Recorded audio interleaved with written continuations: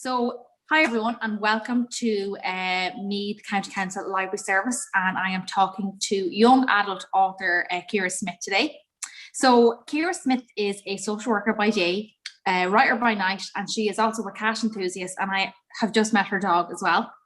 Her first young adult novel, and it's actually her third written manuscript about memory, rom-coms, and girls who like girls, was published last summer 2020, and it's by Andersen Press in the UK. She's previously worked as a teacher and a mental health trainer. She's from the south of Ireland, but she's lived in Belfast for the last 10 years. And what I'm most excited about is she is recently shortlisted for the KPMG Children's Book Ireland Awards for her debut novel, The Falling in Love Montage. So The Falling in Love Montage it's unafraid to engage with darker themes. This witty and engaging coming of age novel shows we cannot control the future no matter how hard we try. So Ciara, when did you start writing this book? I started writing this book in 2018. Yes. 2018, yes, around like January or February time. And then sold it or got my agent around August, and it sold just before Christmas of that year. So it was like quite a it was quick, like it was from like first page to selling it was less than a year, so it was really quick. And like you work full time as well as a social worker, do you? Well, yes, I do now. At the time that I was writing it, I had just started my training. So I went back to train as a social worker. So the day that I found out that HarperCollins had made an offer was the same day I had my law exam for social work. It was like right before it. My agent called me and was like, "Oh, I know you have class and stuff, but I'm not going to bother doing this exam." Yeah, I was like, I was shaking then going. It was so, and I couldn't really tell anyone, so it was really strange. It's like, oh no, I just have to answer these questions about the law. Oh my god! And so then, did you you obviously decided then to work full time after that, but then you I know you have another book coming. Do you write at night, or are you maybe on shift work and you work in between that, or? Yeah, I work in 9 to 5, and so when I was writing The Falling in Love Montage or editing it after it sold, it was evenings and weekends, and then writing the next book, which is called Not My Problem, which is out in June. It's June in the UK and Ireland. And so yes, I was doing that when I was coming home after being on placement because I was still studying. It was intense. It was intense. I was contracted to do it. So I know. So you had to I had to do it. I think that's what got me through it. It was like, you have to do this. So, yeah. And obviously you are a big reader. Yes. What is your go-to book that you bring with you to bed, or do you read in the morning, or? I suppose I'm a nighttime person. I would read at night. Yes, I would read at night, but I would also read a lot or listen to a lot of audiobooks on the way to work, because I have quite a long, well, to me it's long. I say it's 45 minutes drive to my work. I think that's really long. Yeah, that's the exact same as me. Friends that I have who live in London think that's nothing, and I'm like, no, it takes up so much of my day. 2 hours. So I would listen to a lot of non-fiction on audiobook when I'm driving, and then if I'm reading fiction, I would probably read that in the evening. And at the minute, I'm reading the latest book by CJ Skews in her Sweet Pea series. I don't know if you know of it. No, I'm not familiar with it. No, is it good? It's an adult sort of dark comedy, but it's very, very funny. Not for the faint of heart, though. So yeah, well, that's nice. So it's really, I find that really interesting that you can write a book like this, but you enjoy so much more. Do you know what I mean? I would be the same. I would listen to podcasts, audiobooks, and then you could read the fluffiest, most gorgeous little rom-com, and like you can love it just as much, you know what I mean? But the Falling in Love montage, obviously I loved it, so I contacted you. But like Saoirse frustrated me in the sense she was so mature. She is so mature, but she really does not want to be hurt. And that is obviously very evident in it. Maybe it's mature is the wrong word. Maybe she's immature. I don't, maybe, what did you portray her as that? Or I think did you it's a mixture of both. I think that on the one hand, she's had to grow up very quickly because of her mum having dementia. That's had a massive impact on her. And it's made her quite independent in some way. Resilient, kind of. Yeah. But at the same time, she's still a teenager.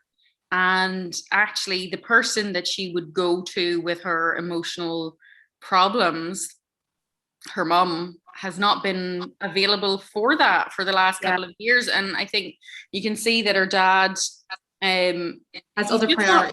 Really equipped for that. Yes. He's not good at that. And she sort of cut out her friends, and her and her girlfriend broke up. So she's really kind of maybe a bit emotionally stuck. Yes. When I first was reading about her mom, I was like, the mom cheated and she is like, she ran or whatever. And then when you learn she has early onset dementia, I didn't expect that. I thought her mom was kind of a loose cannon and she had, gone off or whatever. But then like in so like in ways it's heartbreaking, because if you are someone, and I am someone that knows what it's like for someone in your family to have Alzheimer's or early onset dementia or just, memory loss. But then it can be so funny as well. Like this book can be so funny. Like I think Saoirse is very funny. Her relationship with Ruby, I think Ruby is she's very probably like fun, easygoing, live in the moment. I know Saoirse is trying to live in the moment too, obviously. But when you were creating, say, the relationship between the two girls, did you want them to be opposite? I know opposites attract, but like, did you want them to be two very, very different people with different outlooks? Well, I suppose I was thinking that both Ruby and Saoirse have caring responsibilities in their lives, and young carers is something that just really fascinates me. It's something I feel like it's a real difficulty. Whenever the only sort of person around to care or maybe having to contribute to care and responsibilities is another child. And Ruby is in that position, and when it was kind of maybe 3/4 way into the book when you realize Ruby's not rich, and because she's with Oliver and he's so rich and his family, whatever, I automatically assumed that she was too. And then when you realize no, like that's not the case at all, and what the circumstances are behind Ruby's family, I thought that was a really good little twist. Wasn't expecting that, and I thought it really brought it together, and it kind of grounded it. Do you know what I mean? I really like the way you did that. Who was your favorite character to create? Like, obviously, I know Saoirse is the main character, but was there? I know her dad too. Her dad is kind of, as you say, he is kind of hipstery. Who was the most fun to create? Or did they literally just come out your head and you just put it on paper? Well, I don't do a lot of pre-planning. I tend to just start with like a concept and then just go from there. So a lot of what I know a lot of writers will do a lot of pre-work, but to me, or they'll be thinking of things when they're in the shower or sleeping or whatever. Yeah. That doesn't work for me. I have to be sitting in front of the computer for anything to come. But my favorite person to write was Oliver. Yeah, I liked Oliver. I really liked his dark sense of humor, and he was that sarcasm. Like I loved that, because I probably would be sarcastic myself, so I kind of got it. You know what I mean? And I think the banter between him and Saoirse, like, it just worked. Yeah. Even though like they were nemesis, but they were friends. So we're actually really I had loads more pages of that, and my editor had to be like, "Look, the text. We get the idea." I love it. But I think that you obviously you get to know your main character the best, and that's who you have the most fondness for, I guess. But I think that writing side characters is always more fun. Yeah. Because in some ways you are just seeing a snapshot of them, and they can sometimes be, the comic relief or the fun part, and that is more fun. It was a relief, actually. He was a really nice relief. But I'm bringing it back to your shortlisting there for the KPMG awards. You've obviously seen this. Us librarians, we love a good resource. But I liked the way at the end of it that the Children's Books Ireland people they did it actually by chapter, kind of. I have not seen this. It's on the website. Yeah, so I love Children's Books Ireland. I review for them all the time, but they did like these resource packs for like each of the shortlists. I can see that each of the shortlist listers books. So it's all about you, and then the themes and the judges' comments, and then it does. So I have a young adult book club in Meath, but we haven't got to your book yet. But it's excellent resources for teachers or anyone who has a young adult book club, because it goes chapter 1, chapter 2 to 5, 6 to 10. And so all about kind of the different themes. And I think the themes that you talk about are so important in young adult people's lives. Like, I have a teenage sister, and there's so many things there, like, that she would be so well equipped to talk about that probably, I don't know, maybe you or I would have been well equipped to talk about when we were in school. Well, I definitely wouldn't have been. But I just think, even like, the kind of the rites of passage, the grief, you know what I mean? I thought that was really important, because there's so much in it, and all that they're after going through as well in the last year, being out of school or whatever. But yeah, do look at that. It's really good. And then it gives you different activities at the back, and different further resources. And they actually quote cite Alzheimer's and dementia.e, which is actually really cool. So rom-coms, you hate them, you love them. I feel both ways. Yes. Yes, I like rom-coms are like the go-to for me if I'm feeling, in a not great mood, and I want something cozy and relaxing, and I think that some of them are really incredible, and for me the best ones are ones that kind of focus on why it's so difficult for people to have relationships and how they get into problems. And I think that sometimes some of the less good ones kind of just follow the formula without giving us a really good reason why it's like this. I'm sort of one that comes to mind is off the top of my head is Sleepless in Seattle. No, sorry, not Sleepless in Seattle. Sorry, While You Were Sleeping. Okay, no, I haven't seen that one. Oh, it's fantastic. It is a Christmas one, and it's Sandra Bullock. It's on Netflix. Might be. Yeah, I'm not. Yeah, it should be. But Sandra Bullock is it's kind of saves the life of a man who then falls into a coma, and his family think that she is his fiance, and she pretends that she is, and then falls in love with his brother. Twist. And yeah, but I think that it's not just like, it's a cute setup, and it's funny, and there's so many like fun characters in it as well. The family have all these fun side characters, which I think is really important in a rom-com. Oh my god. Yeah. But at the same time, there's a real reason why she does that, because she's so like unbearably lonely. Yes. And that's kind of the one. It's so much deeper than, you're like, you fall in love, whatever, fight. Mm-hmm. But like, it's the most important themes, like, are like things that we've all felt, like heartbreak, grief, loss, and I think, rom-coms are there for a reason, like, to make you feel good, but their themes are so important, like. And then I love the way at the end, I thought that was really clever, because I was like, is that on Netflix? You do like a watch list. I never knew there was this many, like, obviously, like, I've seen a lot of movies, but I was like, this looks brilliant. And even reminded me of ones that I hadn't watched in ages, like 13 going on 30, 10 Things I Hate About You. I think, is Matthew McConaughey in that one?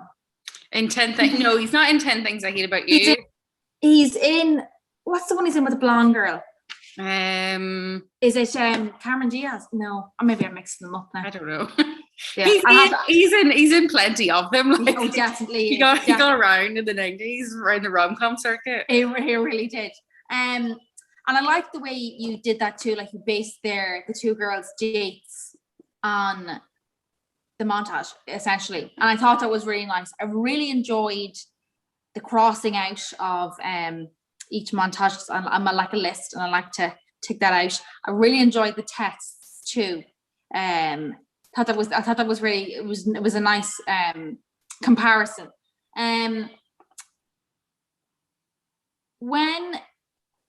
When you were kind of creating Saoirse's mom, did you have a certain way that you wanted to portray her, or did you always just want the reader to know that, like, we got a glimpse of what she was like before she had early onset dementia, but did you always want us to know, like, her to be present, as in her present state?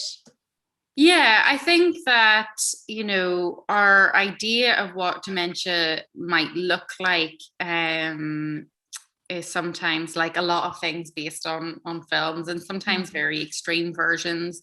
And Saoirse's mum is kind of in that place where she is, her difficulties have got so advanced that she can't be at home.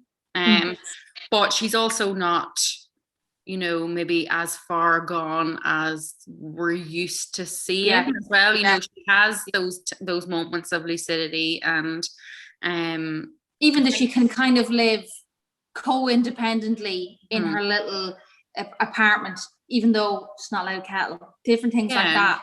I thought that was really interesting. I think maintaining independence as long as possible is is good care, but also that it's so hard for Saoirse that she doesn't really see why her mum has to be somewhere else, and she's a little bit in denial of it. She kind of, there's a part of her that thinks, well, if I get sorted on my own, then mum could come and live with me. Yes. I thought it was very selfless. I think she can be a little hard on her dad, like, and obviously he did what he did for a very good reason. And in it, there was one of the lines, and he said, like, you think I put your mom in a home because I didn't love her. Like, when he loves her, he still loves her mom. I thought that was, even though what he has going on with Beth and their life and all that's to come for them, he still loves her mom. And I thought that was so powerful. Like, and even, with he'd buy his own presents and then he'd give them to her, and like she would give them to him. That was heart-wrenching, because they're so young. Like, we're portrayed this image of, Alzheimer's, they're 99, and you know what I mean, and all this. But really, I thought that was a really poignant thing you did. She's only 55. Yeah. And I think that, like, for Saoirse, I think she has a very understandable perspective to me, that, we are sold an idea of romantic love through the movies and other media, that, it lasts forever and it doesn't matter what happens. And that's just not true. You can love someone, but things become so different, or something happens that it's just, a relationship is not sustainable. And obviously for Saoirse's dad and her mum, they can't have the relationship that they had before. Yes. And why? How long? I was curious to know. So Saoirse's 17. Is her mom in the nursing home, like 2 years, or is she only there like maybe 8 months? I think it's 8 or 9 months. Yeah, so if I remember my timeline right. Yeah. And then when does he? Because I was interested to know, because I know obviously he meets Beth, and it was legitimate. I know she claims her father was cheating on her mother, but he wasn't, because they were separate. Well, that's what I want to ask you. They got divorced. Did they get divorced for legal reasons, that, you know, she would have like her money to look after her, and then he would have his money to look after him and Saoirse? Like, did they have to get divorced? They had to get divorced for legal reasons, so for financial reasons, that I only kind of touch upon in the book, because I had this like massive explanation of it, and then I realized nobody wants to read all of that. I do, me. But they decide to do that whenever Saoirse's mum is more well.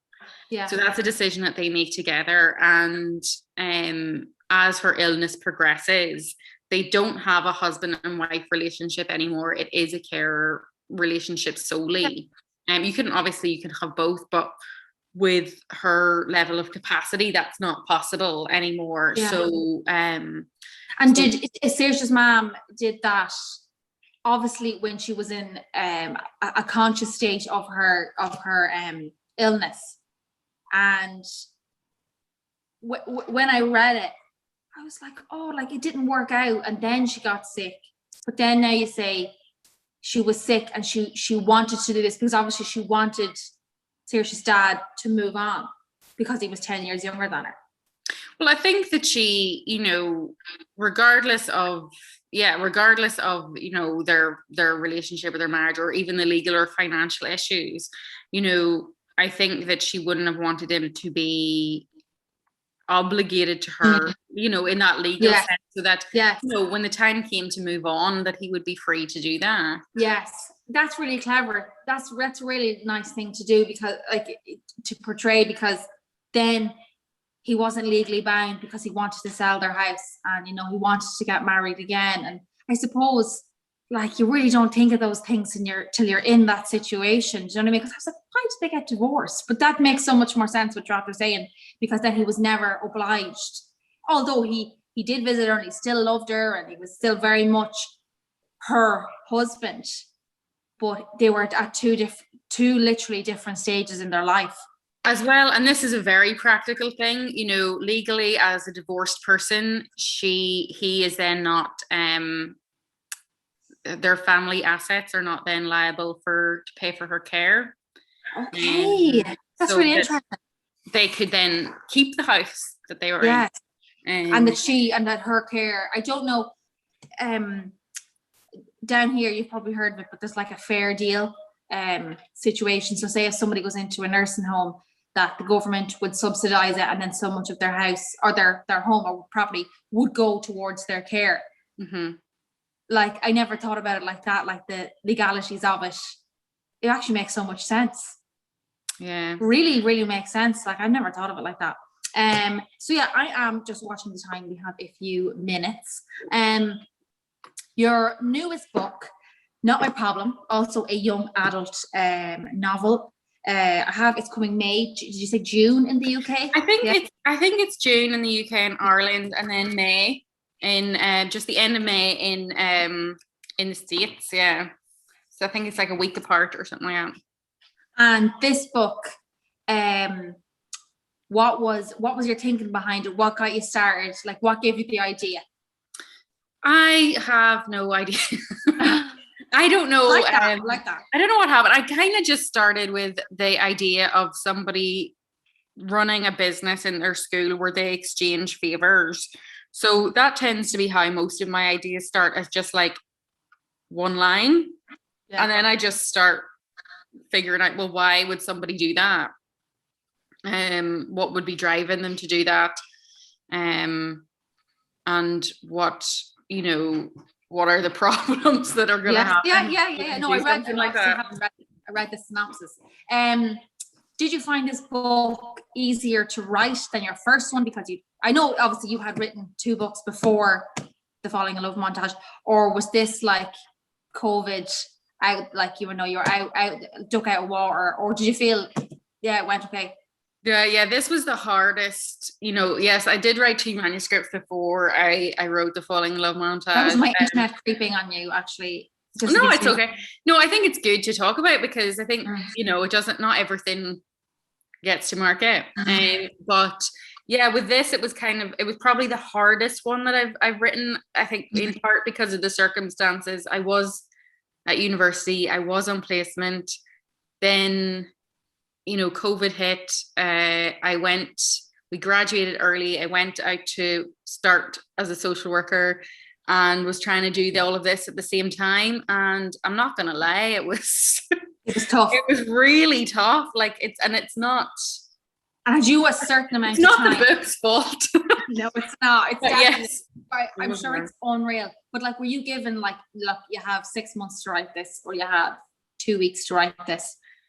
Well, I had a deadline from when I pitched the idea. So I think when COVID, so I think January 2020, I handed in the first draft, and then a few weeks later, that's when I got it back for edits and stuff. Yes. So it was during all of that initial lockdown and stuff. Although I was you were still working lockdown, yeah, exactly. So it was I think that's amazing. Like, you literally were working full time and just casually wrote a novel in between. Well, I know it wasn't casual at all. It was not casual, no. It was not casual. There were a lot of skipped showers and do you know what I mean? Missed night's sleep and stuff. But it was it's done and it's coming. Done and it's coming, and I really like it, and I hope that people will really enjoy it.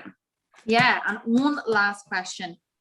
Did you always want to write young adult fiction, or did you kind of fall into it and it went well and you're running with it, or are you a planner?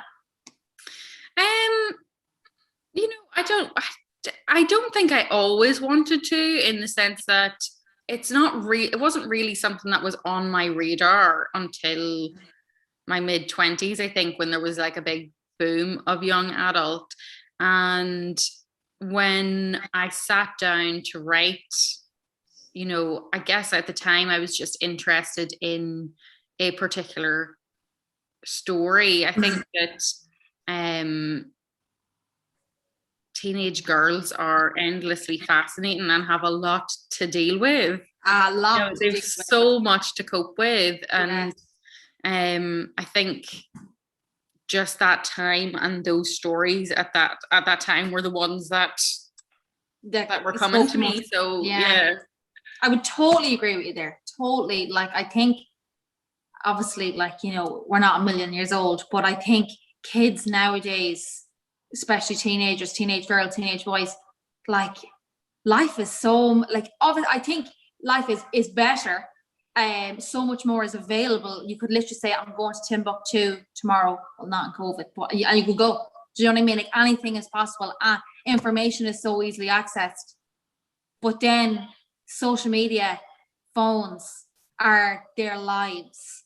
And we would be no different if we were that age, because you'd be sucked into it. But I don't think, like, don't get me wrong, like, I was like, I had a Bebo account and, you know, I loved all that. I'm sure you did too. But I don't think it was like you couldn't just be Googling everything all the time. Do you know what I mean? It was obviously a little bit different, but now I think the pressures are totally different. And I really think you captured it in this. I loved it. So Ciara, and we will leave it there. And thank you so much. So from one Ciara to the other, thank you so much. Thank you so much for asking me.